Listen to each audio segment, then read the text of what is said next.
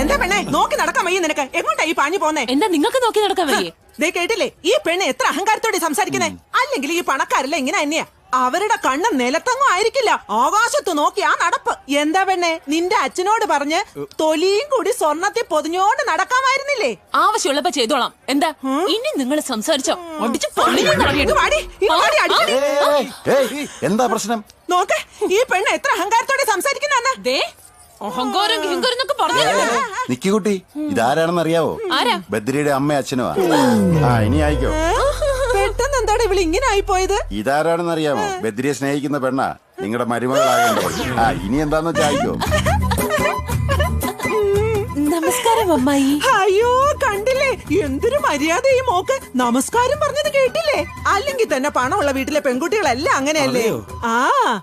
എടാ ചെറുക്ക, ആസ്തിയൊക്കെ എങ്ങനെ ഉണ്ട്? ഒരു 100 കോടി വരും. നീ എന്താണ് ഇങ്ങനെ ഞെട്ടുന്നത്? ഇങ്ങ് വന്നേ. 100 കോടി എന്ന് വെച്ചാ എത്രയാ? ഹിമാലയം മുതൽ ഇന്ത്യൻ മഹാസമുദ്രം വരെയുള്ള എന്തും വാങ്ങിക്കാനുള്ളത്. അയ്യോ വെയിലത്താണല്ലോ നിക്കുന്നത്.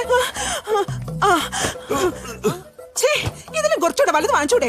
വാമോളെ, നമ്മളെ പോലെ പണമുള്ളവരാരും ഇങ്ങനെ വെയിലത്ത് നിക്കരുത്. നമ്മളെ പോലെയോ? ഞങ്ങളിപ്പൊ പണക്കാരല്ലേടാ. അതിന് നമ്മളെപ്പോഴാ പണക്കാരായത്? ഇവളെന്റെ മരുമോളാവാൻ പോവല്ലേ? അതെ അമ്മായി. ഒരു കാര്യം അറിയോ, വള്ളിസ്വാമി ഇത്ര അർജന്റായി നമ്മളെ എന്തിനാ വിളിപ്പിച്ചെന്ന് ഇപ്പൊ മനസ്സിലായോ? എന്തിനാ? ഇവരുടെ കല്യാണത്തിനെ പറ്റി സംസാരിക്കാൻ വേണ്ടിയാ. നടക്ക്. പൊന്നെ, വെയില് കൊള്ളല്ലേ? എങ്ങോട്ടാ? ബദ്രി. ഇങ്ങോട്ട് പോയാൽ ലവ് മാരേജ് ആകൂന്ന് പറയാൻ പറ്റില്ല. അങ്ങോട്ട് പോയാൽ അറേഞ്ച്ഡ് മാരേജ്. ഇപ്പൊ തന്നെ കാര്യം പറയാം. ആണല്ലേ? അതെ.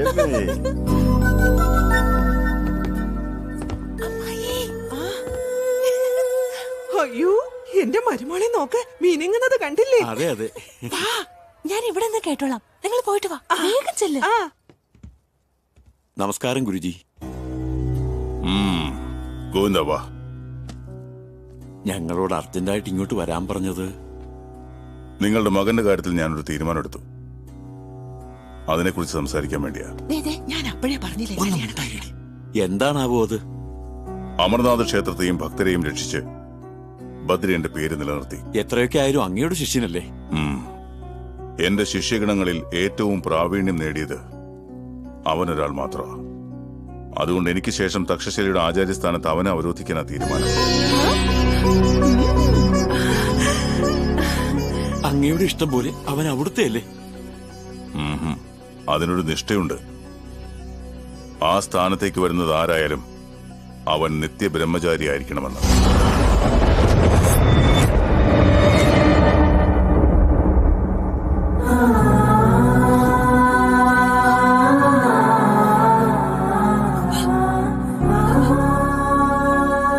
അങ്ങനെയെങ്കിൽ എന്റെ മോൻ ഒരിക്കലും കല്യാണം കഴിക്കാൻ ഒക്കില്ലേ? പാടില്ല.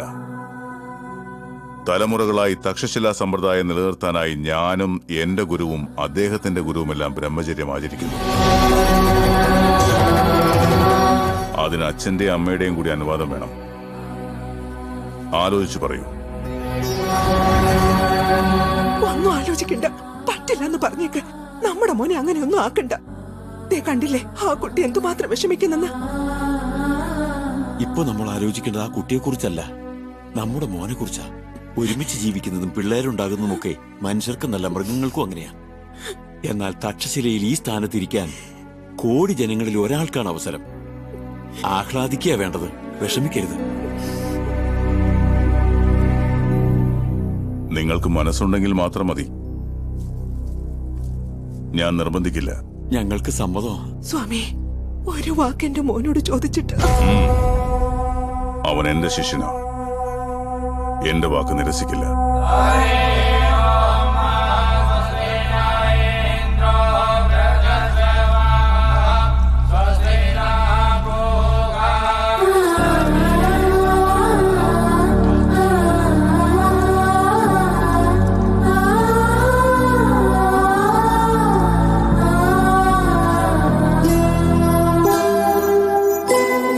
അളകനന്ദ, അളകനന്ദ,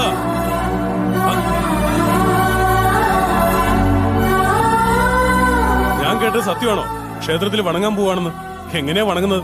കൈകൊണ്ട് വണങ്ങുവോ, സാഷ്ടാംഗം വണങ്ങോ, അതോ ശയന പ്രദക്ഷിണം വെക്കുവോ? എന്നാരാ പറഞ്ഞത്? ഞാൻ വണങ്ങില്ല. എന്താ ഇപ്പൊ തന്നെ ചെയ്യൂന്ന് പറഞ്ഞിട്ട്? അപ്പൊ അങ്ങനെ തോന്നി, ഇപ്പൊ തീരുമാനം മാറ്റി. എന്താ പെട്ടെന്ന് മാറ്റിയത്? ഞാനൊരാളെ സ്നേഹിക്കുന്നുണ്ട്, പക്ഷെ അയാൾ എനിക്ക് ഒരിക്കലും കിട്ടില്ല. അവൻ ആരാണെന്ന് പറ, പിടിച്ചോണ്ട് വന്ന് കല്യാണം കഴിപ്പിക്കാം. ഞാൻ സ്നേഹിക്കുന്നത് അവൻ എന്റെ ശിഷ്യനാ, എന്റെ വാക്ക് നിരസിക്കില്ല.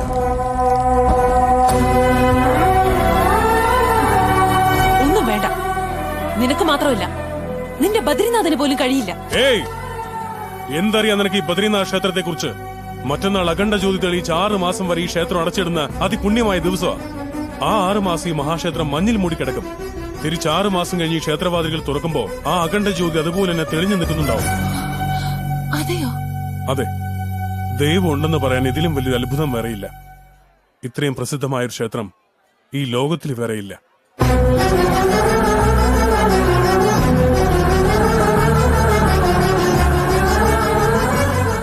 മറ്റന്നാൾ അഖണ്ഡ ജ്യോതി കണ്ട് നിന്റെ മനസ്സ് തുറന്ന് പ്രാർത്ഥിച്ചോളൂ.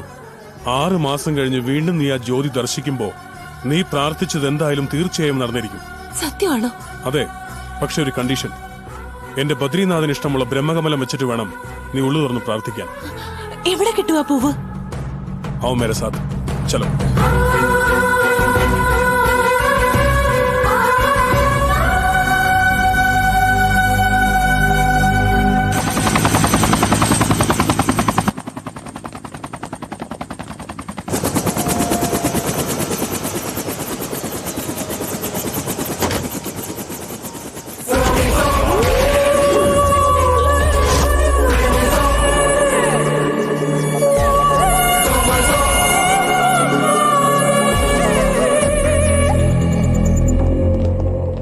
സർക്കാർ. എന്താ മിനിസ്റ്റർ, ഒരു വിഷമം പോലെ? എന്റെ ഇളയ മകളെ ആ പ്രതിപക്ഷ നേതാവിന്റെ മകൻ തട്ടിക്കൊണ്ടുപോയി സർക്കാർ. അവൻ ജീവനോടെ ഉണ്ടാകാൻ പാടില്ല. ഇതിൽ 50 ലക്ഷം രൂപയുണ്ട്. ഞാനേ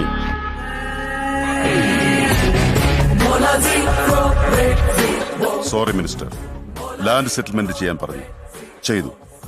ആ കോൺട്രാക്ടറെ കൊല്ലാൻ പറഞ്ഞു, കൊന്നു. നിങ്ങൾക്ക് റവന്യൂ വേണമെന്ന് പറഞ്ഞു, മാറ്റി തന്നു. എന്നാൽ നിങ്ങൾ എത്ര കോടികൾ തന്നാലും പ്രേമ വിഷയത്തിൽ മാത്രം ഞാൻ ഒരിക്കലും ഇടപെടില്ല. നമസ്കാരം സാർ. നിന്റെ ഭർത്താവ് മരിച്ചപ്പോ വരാൻ പറ്റിയില്ല, സോറി. നിന്റെ പേര് മഹാലക്ഷ്മി. ചിതാഭസ്മം ഭാരതപ്പുഴയിൽ ഒഴുക്കണമെന്നാണോ അതോ ഗംഗയിൽ ഒഴുക്കണമെന്നാണോ ആഗ്രഹം? ഇയാള് ചത്തതുകൊണ്ടല്ലേ സാർ സാറിന്റെ ഭാര്യയ്ക്ക് അപമാനം ഉണ്ടായത്?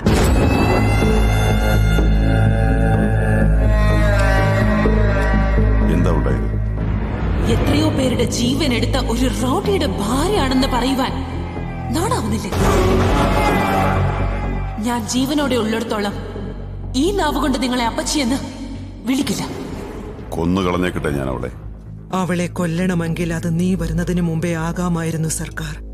അപ്പൊ ഞാൻ തടഞ്ഞില്ലായിരുന്നെങ്കിൽ നമ്മുടെ മോൻ അത് ചെയ്യുമായിരുന്നു. ഏത് നാവുകൊണ്ടാണോ അവൾ എന്നെ അപ്പച്ചിന്ന് വിളിക്കില്ല എന്ന് പറഞ്ഞത്, അതേ നാവുകൊണ്ട് എന്നെ ജീവിതകാലം മുഴുവൻ അപ്പച്ചിന്ന് വിളിച്ചിരിക്കണം അവൾ. അതിന് എന്റെ മകൻ അവളുടെ കഴുത്തിൽ താലി കെട്ടിയിരിക്കണം. ഇതാണ് എന്റെ ആദ്യത്തെ ആഗ്രഹവും അവസാനത്തെയും. എവിടെ ഉണ്ടടാ അവൾ?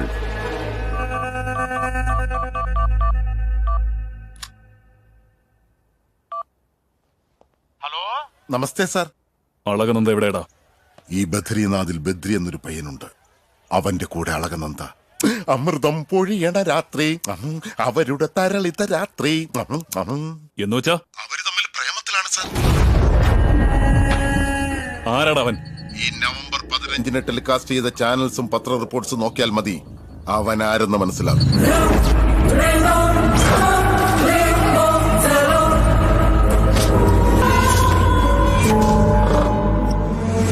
24 മണിക്കൂറിനുള്ളിൽ അവനെ എനിക്ക് കിട്ടിയിരിക്കണം. ഞാനേ ഈ ലോകത്ത് ഏറ്റവും ശക്തമായിട്ടുള്ള എന്താണെന്നറിയൂ? റൗഡിസം, അധികാരം, പണം? നെവർ. പ്രണയം. നമ്മൾ ഇത്ര കാലവും ചെയ്ത കൊലപാതകങ്ങളെല്ലാം കാശിനു വേണ്ടിയും അധികാരത്തിനു വേണ്ടിയും ഒക്കെ ആയിരുന്നു. എന്നാൽ ഫസ്റ്റ് ടൈം പ്രേമത്തിനു വേണ്ടി ചെയ്യാൻ പോവുകയാണ്. പ്രേമം എന്നാൽ എത്ര പവർഫുൾ ആണെന്നറിയോ നിനക്ക്? രാഷ്ട്രങ്ങളും രാജ്യങ്ങളും വരെ നശിച്ചു പോയിട്ടുണ്ട്. ആ ബദ്രിയുടെ കാര്യത്തിൽ ചത്തോ ഇല്ലയോ എന്നറിയാൻ 3 തവണ കൺഫേം ചെയ്തുകൊള്ളണം. ശരീരം നോക്കിയിട്ട് മാത്രമാവരുത്, ശ്വാസം നോക്കിയിട്ട് വേണം. അവൻ മരിച്ചെങ്കിൽ മാത്രമേ അളകനന്ദയെ ഇവിടേക്ക് കൊണ്ടുവരാവുള്ളൂ. പൊയ്ക്കോ. ശരി ഡാഡി. ബദ്രി, ഇവിടെ അനിമൽസ് ഒക്കെ ഉണ്ടാവോ? ആനകളുണ്ടാവും. അതിന് എനിക്ക് പേടിയില്ല. വന്നാലത് നീ പറഞ്ഞ പോവല്ലോ. ഞാൻ പറഞ്ഞ പോവാൻ അത് അമ്പലാനകളൊന്നും അല്ല, കാട്ടാനകളാ. കാടായത്. വേണ്ടത് ചോദ്യമൊന്നും വേണ്ട, നടക്ക്. സൂക്ഷിച്ച്, സ്ലിപ്പായ മുഖത്തിന്റെ ഷേപ്പ് മാറിപ്പോവും. ഏ ബദ്രി, ഈ പൂക്കൾ എവിടെയുള്ളത്? എന്തൊരു സ്ട്രെയിൻ അത്. സ്ട്രെയിൻ ഇതൊന്നും അല്ല, ഇനിയും കുറെ പോണം. വാ, നടക്ക്. സ്ലിപ്പാവല്ലേ? ബദ്രി, എന്തേ തളർന്നു പോയോ? സ്റ്റാമിന ഉണ്ടാവണം മാഡം, സ്റ്റാമിന. എങ്ങനെയാ സ്റ്റാമിന ഉണ്ടാവുന്നേ?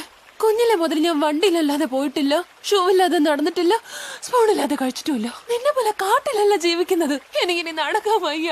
അങ്ങനെയാണെങ്കിൽ ലവ് ഫെയിലിയർ. അവനെ കിട്ടുമെന്ന് തോന്നുന്നില്ല.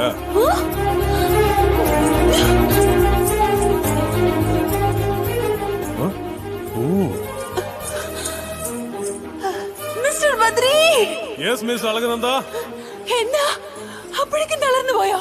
സ്റ്റാമിന വേണം മോനെ, സ്റ്റാമിന. അങ്ങോട്ടല്ല പോകേണ്ടത്, ഇങ്ങോട്ടാ. ആ, ഇവളുടെ ലവർ ആരാണെങ്കിലും അവന്റെ കാര്യം പോക്ക. സൂക്ഷിച്ച്, പായലുണ്ട്. ഓയ് നാജി, ആ ബദ്രി, അവിടെ ബ്രഹ്മകമലമുണ്ടോ? ഇവിടെ ഇല്ലടാ. ആ നീലകണ്ഠ പർവ്വതത്തിൽ ആവശ്യം പോലെ ഉണ്ട്. എന്റെ അമ്മേ, വാ നടക്ക്. ആ ബദ്രി, എനിക്കൊരു ഐഡിയ. അയാളുടെ കയ്യിലുള്ള പൂ എനിക്ക് തരാൻ പറ, ഞാനത് കൊണ്ടുവച്ച് പ്രാർത്ഥിക്കാം. എങ്ങനെയുണ്ട്? നിനക്ക് വശക്കുമ്പോ നീ കഴിക്കോ അതോ മറ്റുള്ളവർ കഴിച്ചാൽ മതിയോ? പ്രേമിക്കുന്നത് നീ, കല്യാണം കഴിക്കാൻ പോകുന്നത് നീ. പൂവ് നീ തന്നെ പറിച്ച് നീ തന്നെ വെക്കണം. വാ നടക്ക്.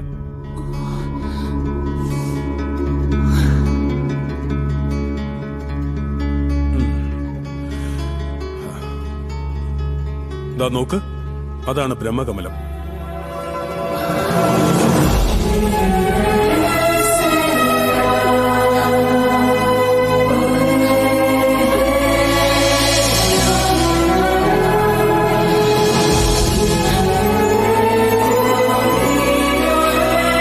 സൂക്ഷിച്ച്, അത് ഐസ് പിടിച്ച. സിറ്റിയിലുള്ള സിമന്റ് ബ്രിഡ്ജിനേക്കാളൊക്കെ ഇത് ശരിക്കും സ്ട്രോങ് ആ.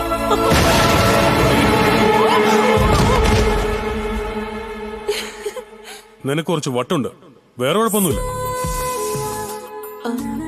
ഒന്ന് ഹെൽപ്പ് ചെയ്യാമോ പ്ലീസ്?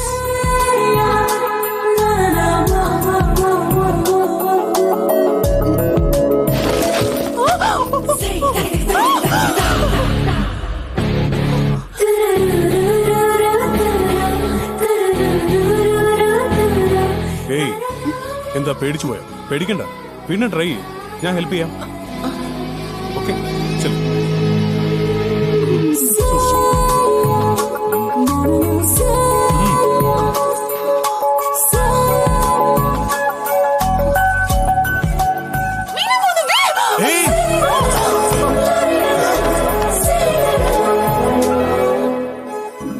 ഒന്നും പറ്റിയില്ലല്ലോ, സാരമില്ല, പേടിക്കണ്ട.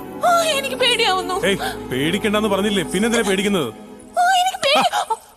ഇത്തവണ നീ പറിച്ചില്ലെങ്കിൽ ഉണ്ടല്ലോ, നീ വീണില്ലെങ്കിലും ഞാനെടുത്ത് എറിയും. ചെല്ല്, ട്രൈ ചെയ്യ്.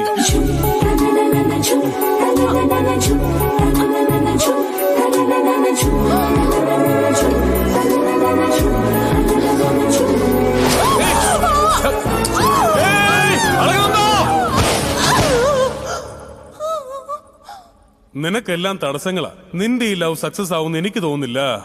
അങ്ങനെയൊന്നുമില്ല. എന്റെ പ്രേമം സക്സസ് ആവാനുള്ളത് എനിക്ക് കിട്ടിയിട്ടുണ്ട്.